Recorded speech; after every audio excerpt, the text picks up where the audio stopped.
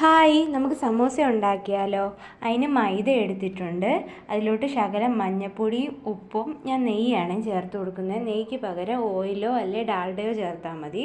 ബട്ടറും ചേർക്കാം കേട്ടോ. എന്നിട്ട് നല്ലപോലെ കുഴച്ചെടുക്കണം. ചപ്പാത്തിക്കൊക്കെ കുഴയ്ക്കുന്ന കൂട്ട് നല്ലപോലെ കുഴയ്ക്കണം. ഇച്ചിരി വെള്ളം ഒഴിച്ച് വേണം കുഴച്ചെടുക്കാൻ. അപ്പം ഞാൻ കുഴച്ചെടുത്തിട്ടുണ്ട്.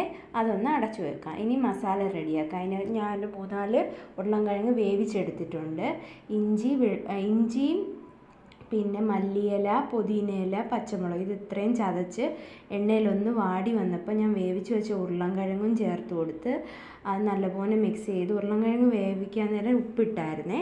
എന്നിട്ട് ശകലം മുളക് പൊടി, പിന്നെ ഗരം മസാലപ്പൊടി ഇട്ടിട്ടുണ്ട്, പിന്നെ വെജിറ്റബിൾ മസാലയുടെ പൊടി ഇട്ടിട്ടുണ്ട്. അത് അത്രയും ചേർത്ത് കൊടുത്ത് നല്ലപോലെ മിക്സ് ചെയ്തിട്ട് മാഷ് ചെയ്തെടുത്ത് ഇച്ചിരി മല്ലിയിലയും കൂടെ അതിൻ്റെ പുറത്തോട്ട് ഇട്ട് കൊടുക്കുക.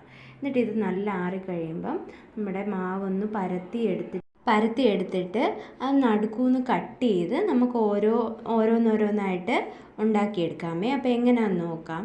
ഞാൻ ഒരു പിച്ചാത്തി വെച്ച് കണ്ടിച്ചെടുക്കുന്നുണ്ട്. എന്നിട്ട് ഒരു ഭാഗം എടുത്ത് ശകലം എണ്ണയല്ല വെള്ളം പുരട്ടിയിട്ട് ഇതുപോലെ ഒട്ടിച്ചെടുക്കുന്നുണ്ട് കേട്ടോ. കോണ് പരുവത്തിന് ഒട്ടിച്ചെടുത്ത് അതിനകത്ത് കുത്തി നിറയ്ക്കാതെ ശകലം മസാല വെച്ച് കൊടുത്ത് വെള്ളം ഇതുപോലെ തേച്ച് കൊടുത്ത് എങ്ങനെ ഞാൻ മടക്കുന്നതെന്ന് നോക്കിക്കോണേ. ഒരു സൈഡ് ഇങ്ങനെ ഒട്ടിക്കും, എന്നിട്ട് അപ്പുറത്തെ സൈഡിലോട്ട് ഒട്ടിച്ചു കൊടുക്കും. വെള്ളം പുരട്ടി ഒട്ടിക്കുമ്പോൾ പിന്നെ അത് ഇളകി വരത്തില്ല കേട്ടോ.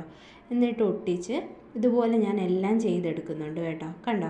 എന്നിട്ട് ഇത് എണ്ണയിൽ നല്ലപോലെ വറുത്തെടുക്കണം. അപ്പം നമ്മുടെ അടിപൊളി സമോസ നമുക്ക് വീട്ടിൽ തന്നെ ഉണ്ടാക്കാമേ. കണ്ടോ? അതിൻ്റെ കളറൊക്കെ കണ്ടോ? ഇതുപോലെ കളറ് മാറി വരുന്നവരെ അങ്ങോട്ടും ഇങ്ങോട്ടും മറിച്ചിട്ട് തീ കുറച്ചിട്ടിട്ട് നമുക്ക് ഇതുപോലെ സമോസ വീട്ടിൽ തന്നെ ഉണ്ടാക്കിയെടുക്കാം.